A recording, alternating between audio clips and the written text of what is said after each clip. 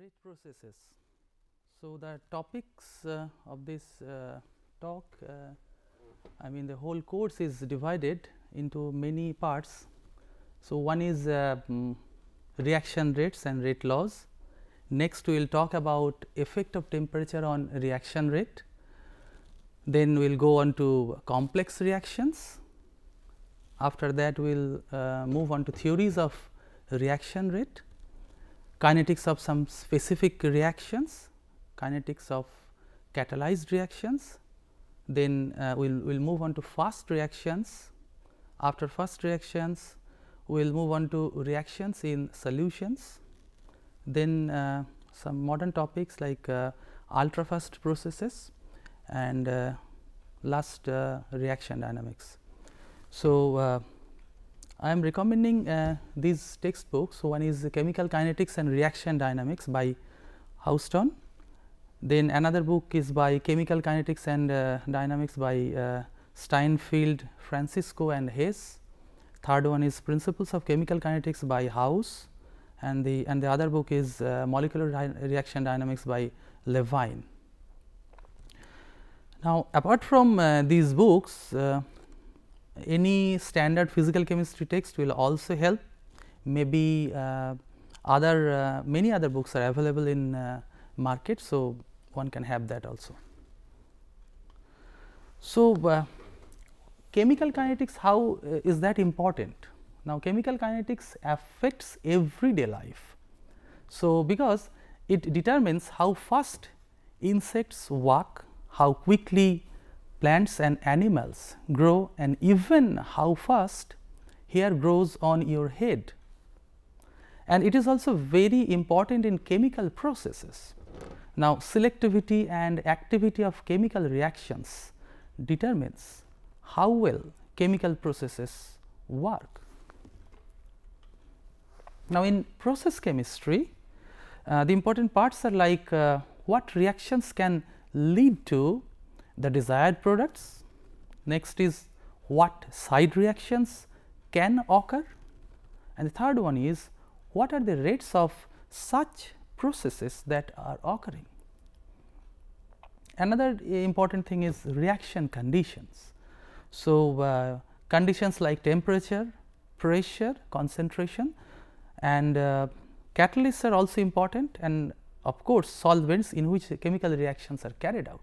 So, these are very important, especially temperature and pressure. These are external factors. So, these are very important in chemical kinetics or maybe in chemical processes. Now, if we think of thermodynamics versus chemical kinetics. Now, in chemical reactions, in case of chemical reactions, these reactions can be one of the following. First one is not thermodynamically favored, maybe it is called as reactant favored. Next one is thermodynamically favored, which is also called product favored, but not kinetically favored. That is a slow reaction, that is the kinetics of the process is slow. That is why it is called kinetically disfavored, that is slow kinetics, that is with time it is happening slowly. And the third kind is thermodynamically favored, that is product favored and also kinetically favored, which is fast. That means, it is thermodynamically favorable as also kinetically favored or kinetically allowed or kinetically very fast.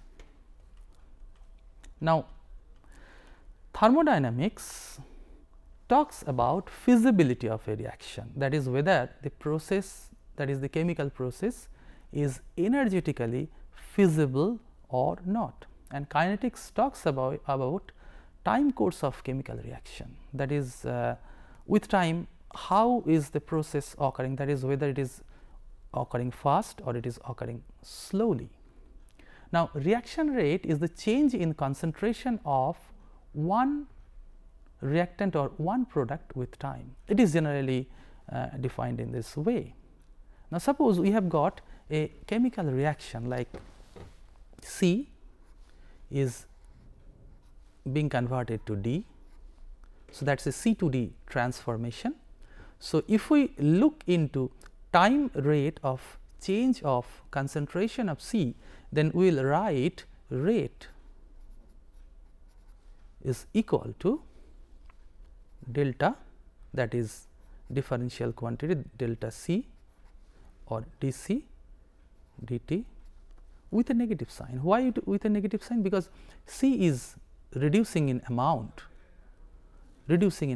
and in the same way, if we think of the time rate of formation of D, then rate will also be written as del T of D.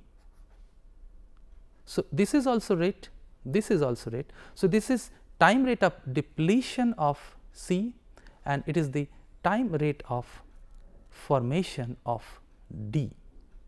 So, where delta C is the change in concentration of C over a time span of delta T.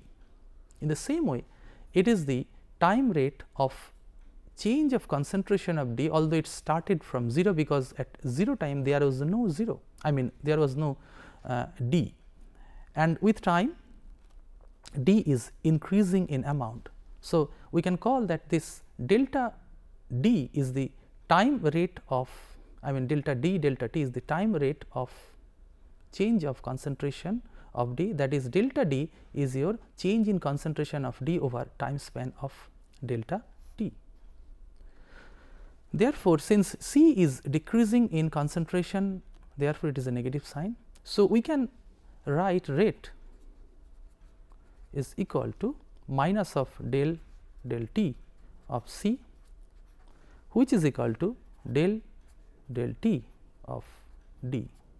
Remember this negative sign, it is a plus, this is a negative sign. Okay. Here it is a plus sign, there is no change in sign, but here is a negative sign because it is decreasing in amount. Okay. So, therefore, we can express rate in both ways, in terms of one of the reactants or maybe in terms of one of the products. So,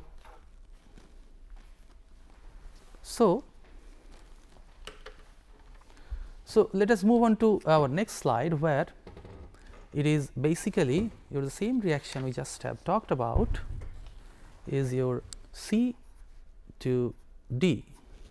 Okay. So, rate is equal to minus of del T of C, which is equal to plus del T of D. So, if we plot concentration of C and D together, I mean in the same graph paper as a function of time,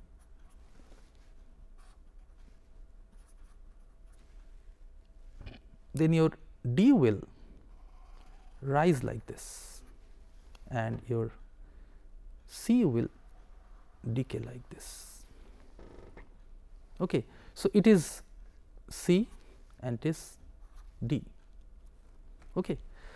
Now, if we look into the slide, that is you see that there are 4 beakers shown over here, and you see that the first one is deep in color, then it is fading, it is still fade, and now the last one is having no color. So, with time you see that the color is changing, means color is reducing, that is it is a decolorization reaction, decoloration of a dye with time.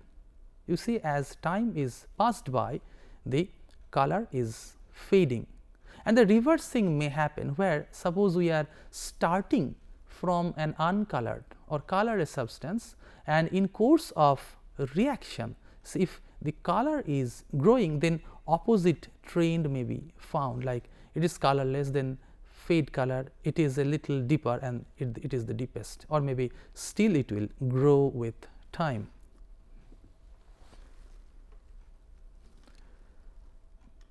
So, let us talk about chemical reaction rate and stoichiometry. So, start with a reaction of this kind, where 2 C is converted to D. So, that is 2 moles of C is reacting to form the product D. So, how should we write the rate of reaction? Rate will be equal to, of course, del T of C with a negative sign multiplied by half. Why multiplied by half? Into half, and also rate can be written as del T of D. So, why multiplied by half? Because 2 moles are reacting together to produce 1 mole of D. So, to take into account of this stoichiometry, we have to multiply it by 0.5, that is 1 by 2, because each 2 moles of C together is acting as a single reactant. Therefore, effective concentration of C may be regarded as C by 2, as if 2 C, that is 2 moles of C is forming D. That means, it is a bunch of 2 C, that is why we are dividing it by 2. So, in general, if we have a chemical reaction like alpha A plus beta B producing gamma C plus or delta D, or I should not write delta because I already have used delta. So, eta D. Therefore, rate will be written as if it is in the reactant side, if it is in the form of reactant, then we will put a negative sign. If we write in terms of product, then there will be no negative sign, it will be written with a plus sign or without any sign. That means, it is a positive quantity. So, that means, rate will be minus 1 upon alpha del T of A, which is equal to minus of 1 upon beta del T of B, which is equal to 1 upon gamma del T of C, which is equal to 1 upon eta del T of D.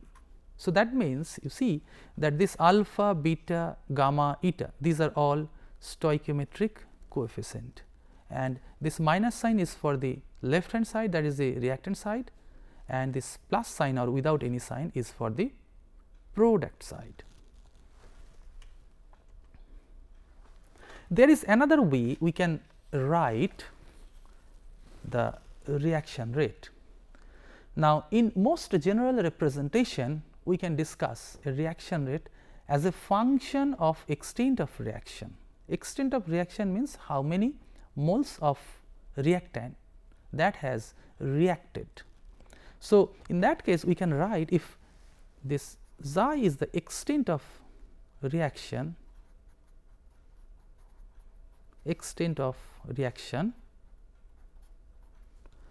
then rate will be written in terms of extent of reaction as follows: d xi dt times 1 upon V. Because suppose if xi moles of reactant have reacted, then and if the total volume is V, then the concentration of your reactant that has reacted is, that is xi divided by V, that is why it is called xi dot by V. So, rate of advancement per unit volume, time rate of advancement per unit volume. Now, if we normalize it to concentration and stoichiometry, then it may be written as rate is equal to dNi by dt divided by nu I divided by V, which is equal to dCi by nu I by dt. So, where n is the number of moles, nu is the stoichiometric coefficient, C is the molar concentration of the species I. Now, let us move on to rate law. The rate law is the relationship between the rate of reaction and the concentrations of reactant or products raised to the appropriate power. So, consider this reaction alpha A plus beta B producing gamma C plus eta D. So, rate can be written as, say, these are the two reactants. So, if we in general write rate is equal to, or may be written as it is proportional to the concentration of A raised to the power mu and concentration of B raised to the power nu, because chemical reaction is, rate of reaction is found to depend on the concentration of reacting species. So, if we know how this rate is affected with change of concentration of A or with change of concentration of B. So, this is the relation which talks about how rate is proportional to A and how rate is proportional to B with appropriate power. So, rate is equal to some constant which is called the rate constant, then A to the power mu and B to the power nu.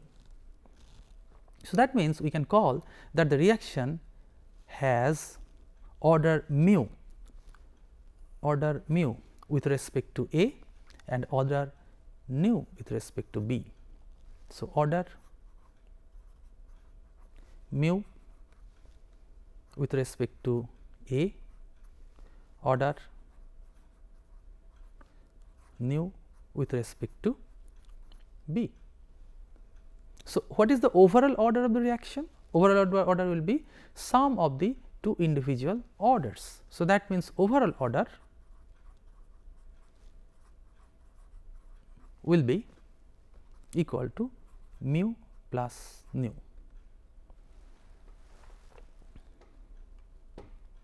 Now, let us move on to rate laws.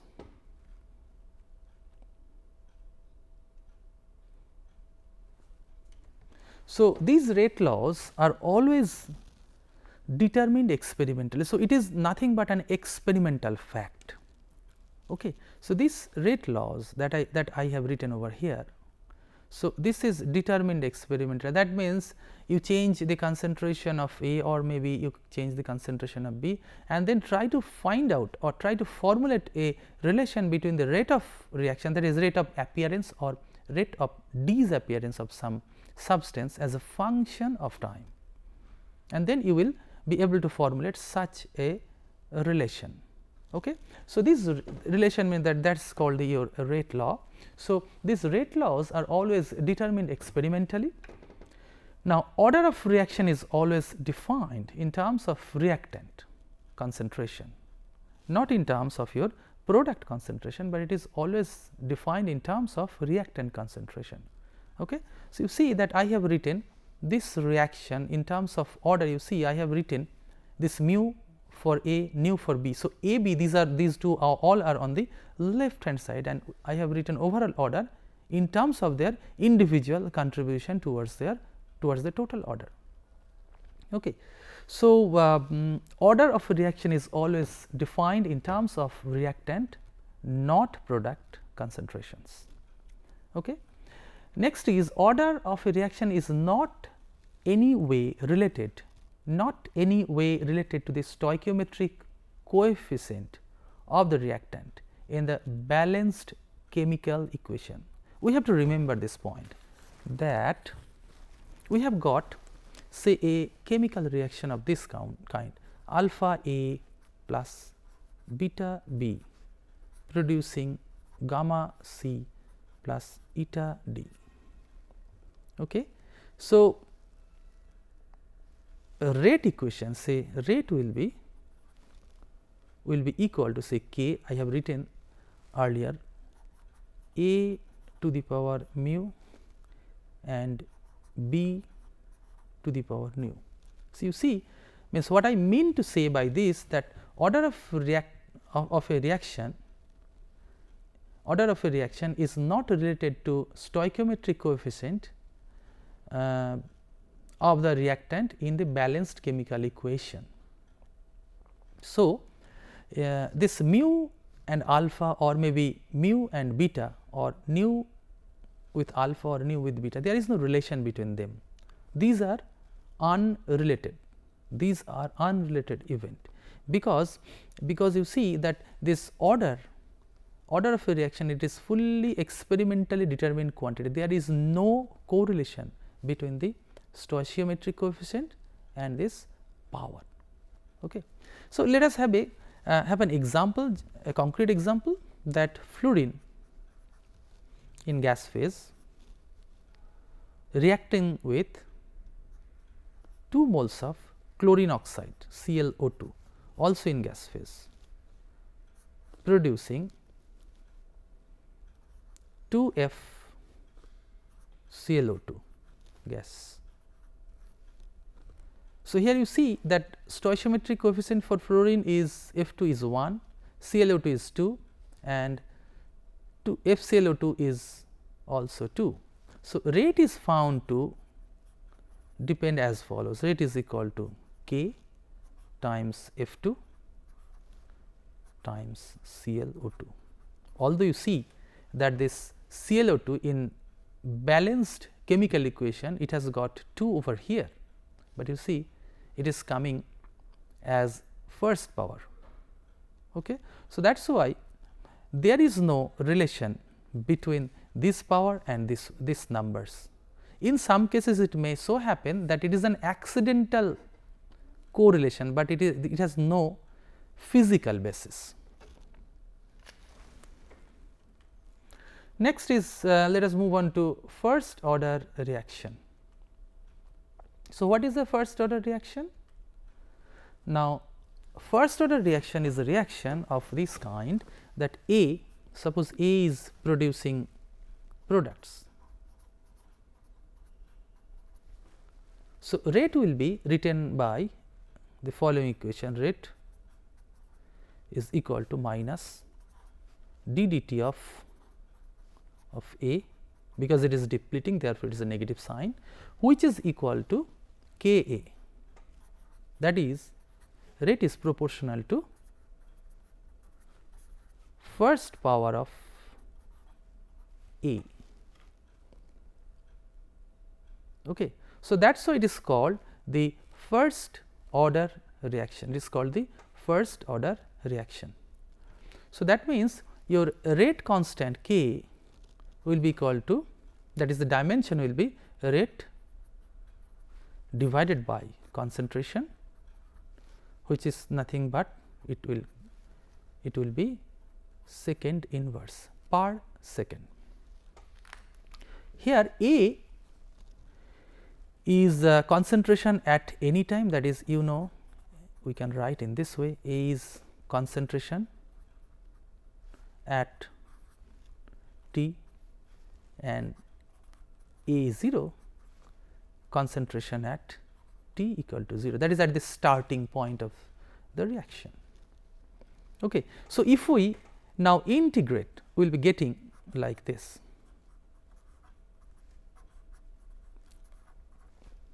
Exponential, it will be an exponential function minus k t, or then if we move on to ln, then ln A is equal to ln A naught minus k t. Okay. So, you see that this is your starting concentration, that is at 0 time when the reaction has not started, or just before the start of reaction, this is the concentration of your reactant, and this is at any moment of time. So, you see it is in negative sign, that means with increase of time this quantity will be decreasing. So, it is an exponentially decreasing trend. So, if we plot concentration as a function of time, then for the first order reaction we will be seeing, if we plot as a function of concentration of A, I mean with time, we will be seeing it is an exponentially decaying trend. Okay. So, for first order,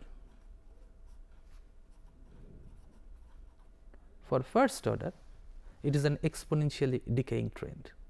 Now, if we plot, another plot can be possible. If we plot rate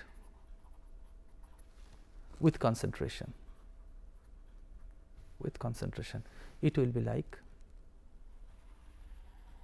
this for first order. That is your rate, means here it is basically rate is proportional to concentration. That means rate is equal to some constant into concentration. So, slope will be giving you this k, that is this side rate, this side concentration. So, slope will be giving you k. Okay. Another plot, if we do like if we plot ln A,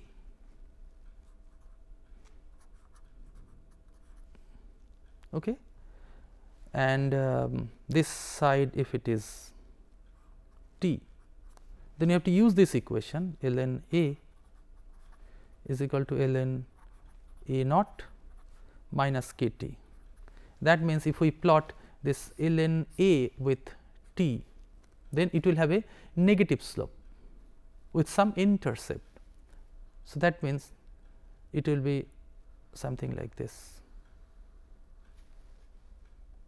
So, this will be your ln A naught, and your slope will be, slope is basically your, it is a negative slope.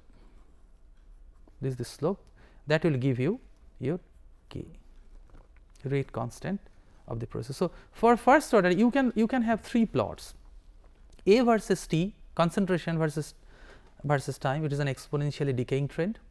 Rate versus concentration, it will have just a linear trend, and it will start from the origin, because no concentration, that is no reaction. When 0 concentration of reactant, there is no reaction. And there is another plot, that is if we plot like this ln A as a function of time, then we will be getting this rate constant as also, that is ln A naught, that is logarithm of, I mean natural logarithm of 0 time concentration of A.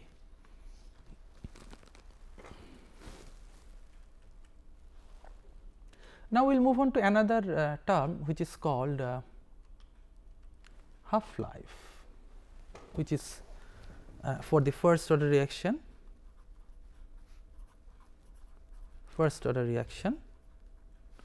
half-life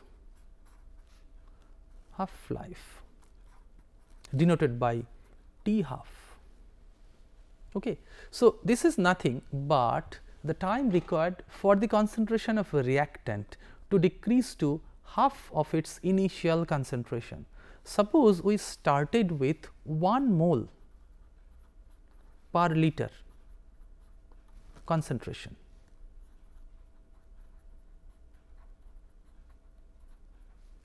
and suppose after some time the concentration becomes 0.5 mole per liter, then the time required to change the concentration from 1 mole to 0.5 mole is the half-life of the process, or the half-life of the reaction involved in such a transformation.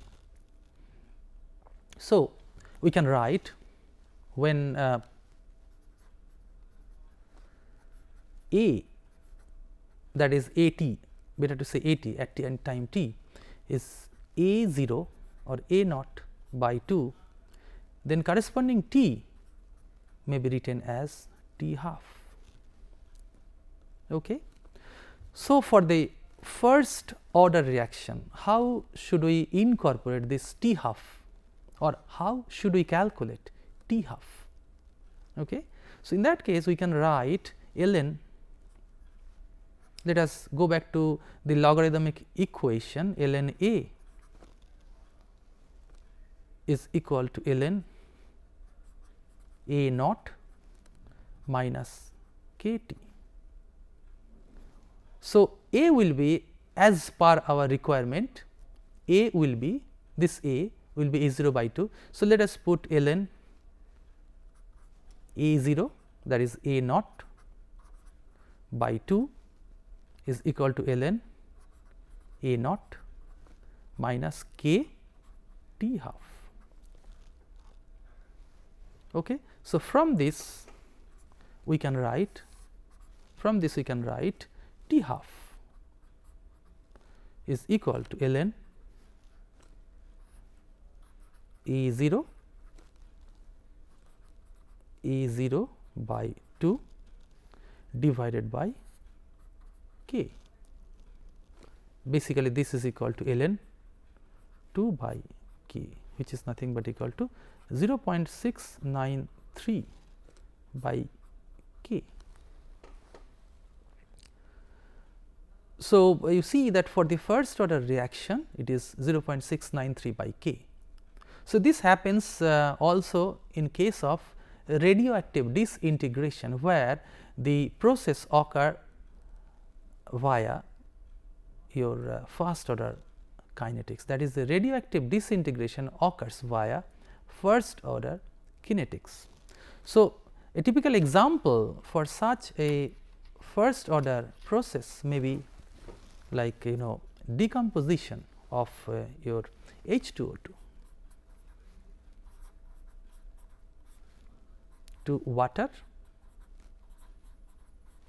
plus oxygen in gas phase. So, this follows a first order kinetics. So, first order, it follows a first order kinetics. So, that means T half will be whatever k will be getting, that will be used in this way 0.693 by k. So, if we measure, if we can measure T half, then it is possible to find out this k. That means T half means the time required for the concentration, initial concentration of H2O2 to decay to or to reduce to half. That time is here, you will put that value, and then right hand side will be 0.693 by k. So, k will be equal to 0.693 by T half. So, k will be equal to 0.693 by T half. So, in this way we can also find out the rate constant. Okay. So, now we will move on to second order reaction. Okay. So, we have just finished the first order, next we will move on to second order. So, for second order reaction, typically your rate equation will be like A giving rise to products,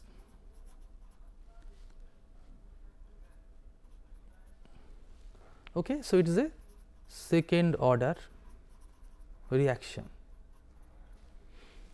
okay. So, rate, very simple, you can write rate is proportional to say concentration of A to the power 2, okay. So, that means rate will be equal to k into A square.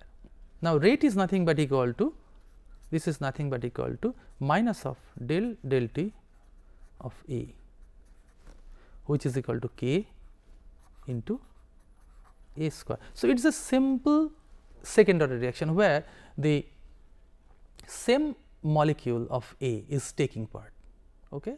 There are examples where say A plus B giving rise to products, and that is found to follow a second order kinetics, that is also there, but it is a simplified case, okay.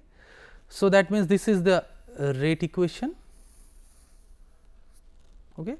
Now, K will be equal to rate divided by A square, that is your mole per second divided by mole square, that is 1 by, it will be 1 by mole second. Of course, per liter is there always, okay, because concentration has got mole per liter. So, mole means mole per liter. Now, if we integrate this one, if we integrate this differential equation, we will be getting 1 by A is equal to 1 by A 0 plus K T. Okay. So, recall your first order kinetics. So, what we got there, that it is basically an exponentially decaying kinetics, that means A is equal to A 0 exponential minus K T. So, there is a huge difference in terms of your this integrated equation. Okay. So, there is a huge difference. So, we will discuss how this plot will look like. So, this is your concentration at any time, this is your 0 time concentration, that is when t equal to 0, that is at the start of the reaction. Now, if we think of the T half, then how should we calculate T half? That is when T is equal to T half, then your A is nothing but A 0 by 2. Okay. So, from this we can write that T half is equal to 1 by K into 1 by K into A 0. Okay. So, T half, you see that T half is inversely related to the initial concentration of the reactant. Now, let us move on to plots. For a second order reaction, the integrated equation is like 1 by A is equal to 1 by A naught plus K T. So, if we plot now,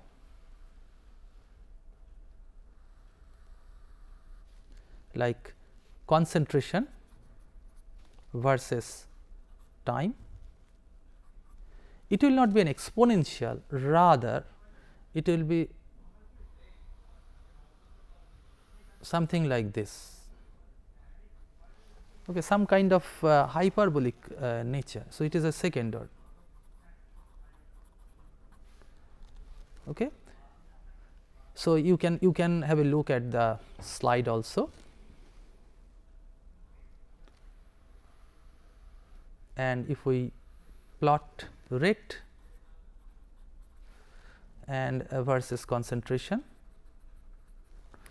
then it will be,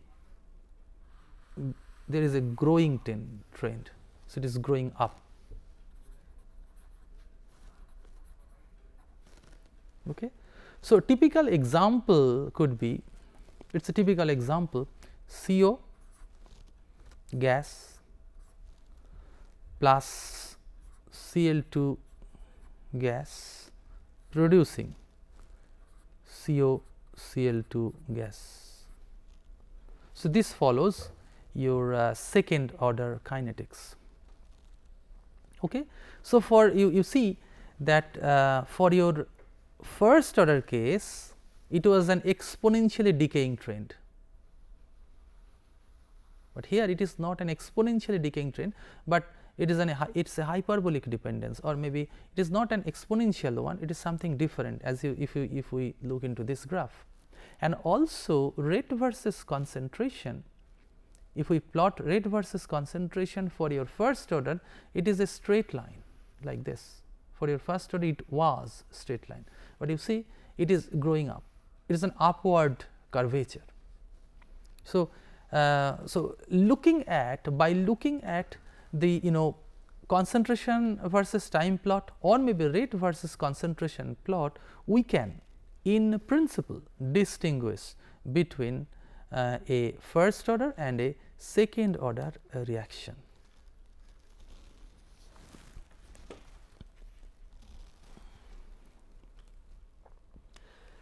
Now, a general second order reaction, that is A plus B producing products.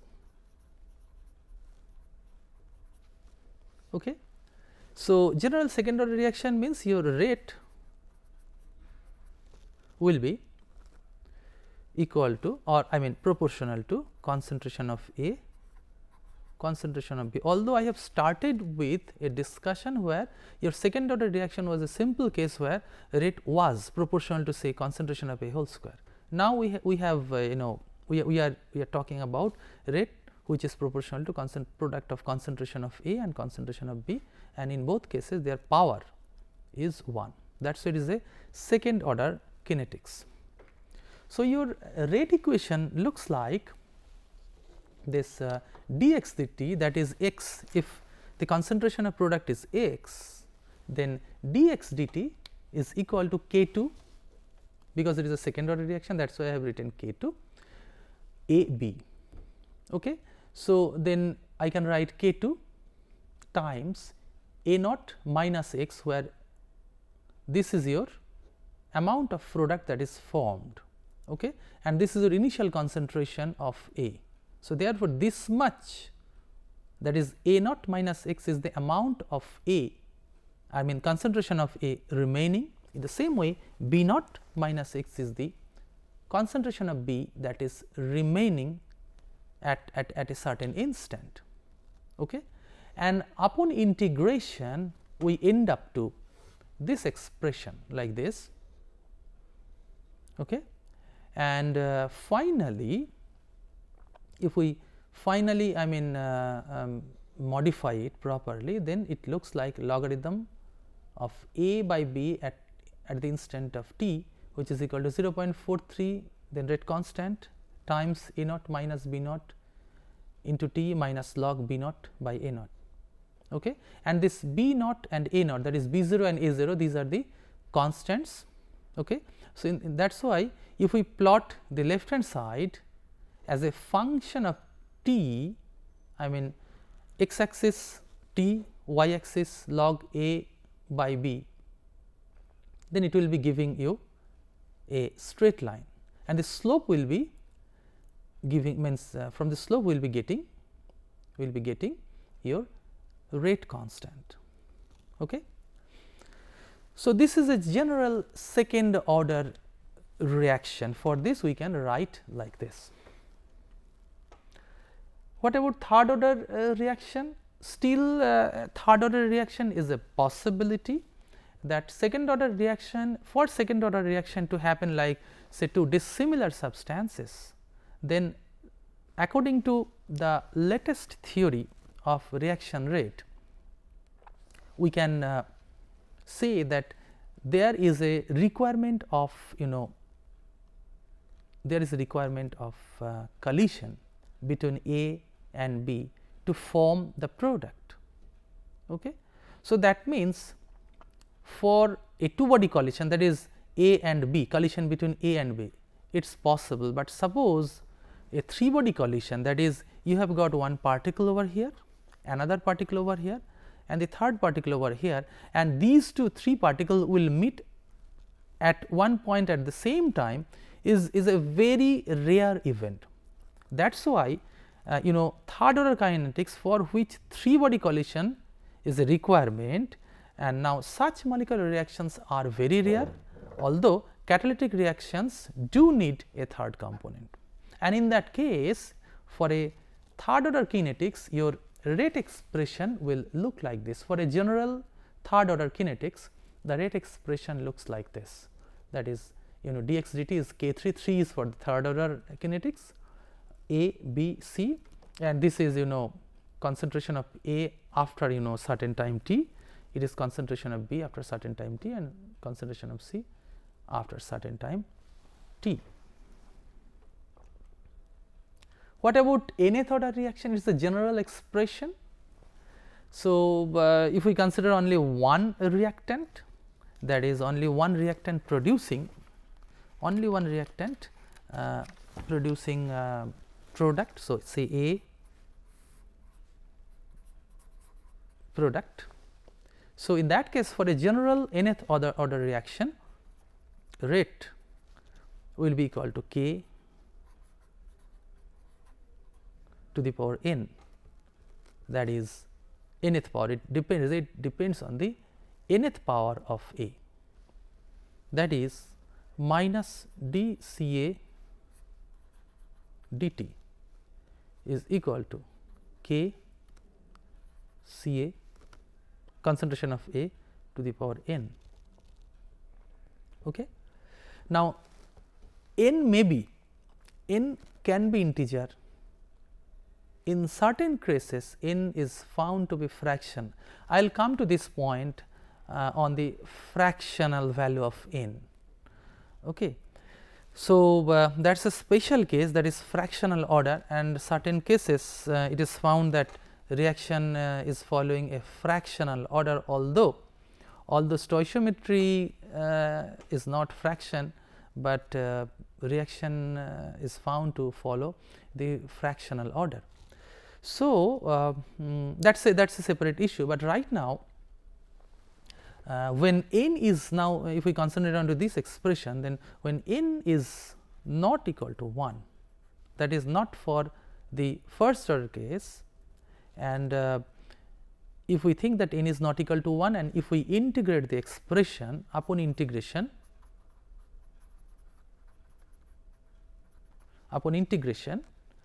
we get this expression n minus 1 times 1 by Ca to the power n minus 1 by Ca 0 n minus 1, which is equal to k t. Okay. So, if n is equal to 1, then this will have no meaning. That is why when n is not equal to 1, that is the requirement, we can integrate this expression. So, what are the features of this nth order reaction? Now, the unit of K will be like mole liter inverse to the power 1 minus n second inverse. And also, if we plot this as a function of t, then this together will be giving you a straight line.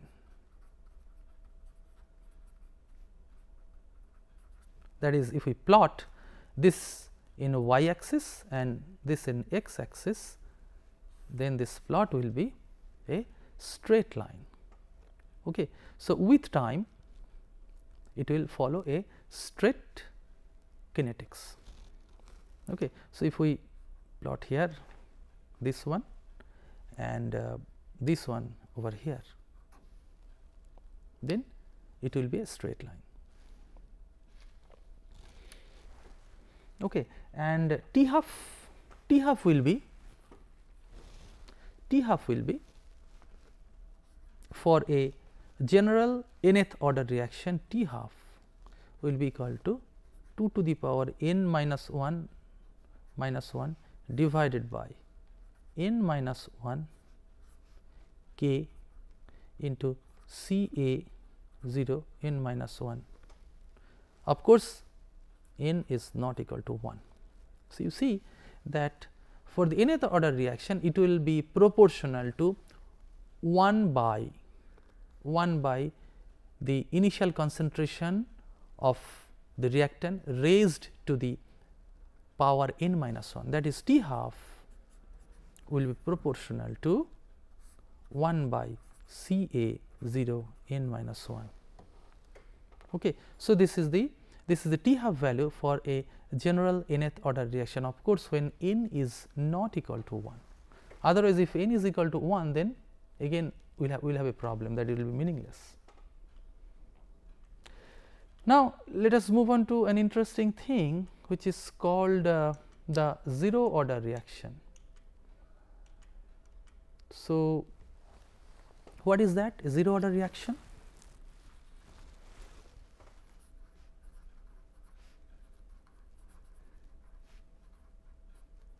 Zero order reaction.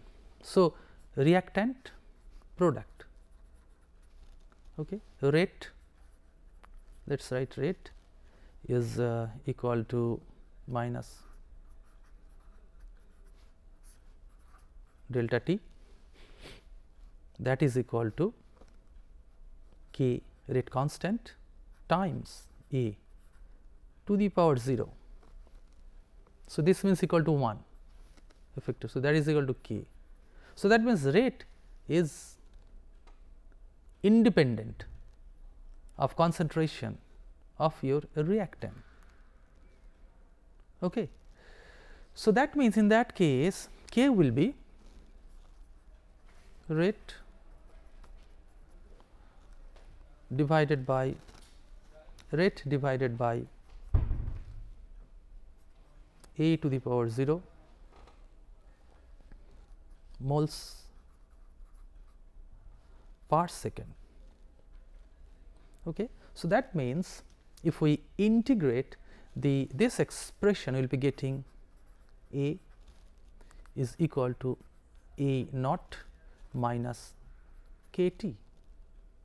So, that means this is at any time t, this is at time 0. Okay. So, then what is the value of T half? So, T half will be equal to A 0 by twice K, A 0 by twice K. So, you see that it depends on the first power, it depends on the first power of A. So, recall a general general nth order reaction where we have written T half is proportional to 1 by C A 0 to the power n minus 1. So, if we put n is equal to 0, then this part will move on to over here, that is why T half is proportional to this. I mean these two match quite well. Okay. Now, if we have a plot of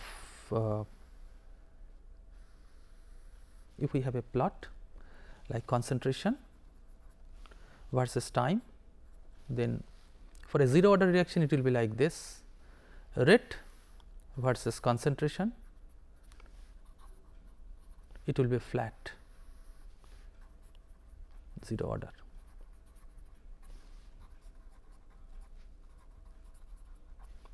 Okay. So, typical example will be decomposition of ammonia on tungsten or gold surface at an elevated temperature are the examples of zero order kinetics.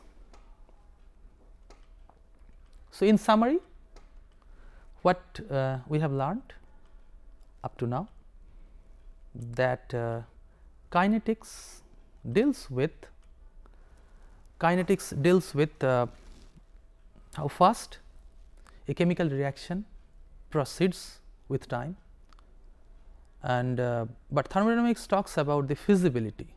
So, although in certain cases it has been found that certain substances are thermodynamically unstable, but it is found that they are still existing. It is because of the fact that they are kinetically stable, means their reactions are very slow, and in other cases some substances are found that they are, although thermodynamically stable, okay, but kinetically unstable. That means that substance is also undergoing reaction very fast.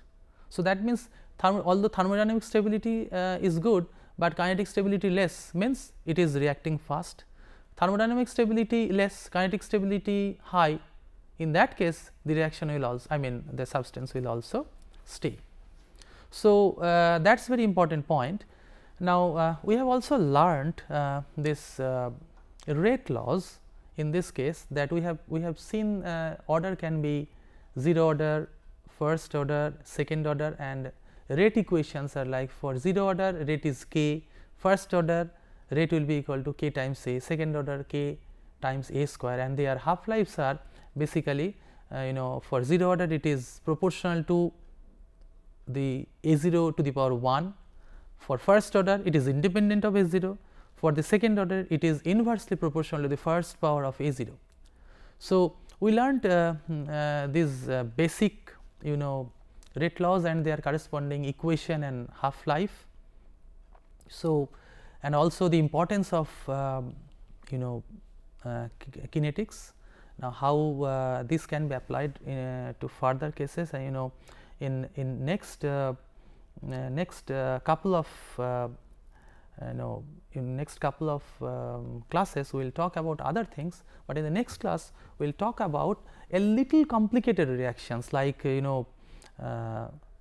pseudo order reaction, that is, although a reaction is second order, but under certain circumstance this substance may be appearing to us like reacting in a first order kinetics. So, we will talk about this pseudo order reaction and also how this reaction rates can be measured. We will talk about a little bit, or maybe a little in a little detail in next class. Okay, till then, goodbye.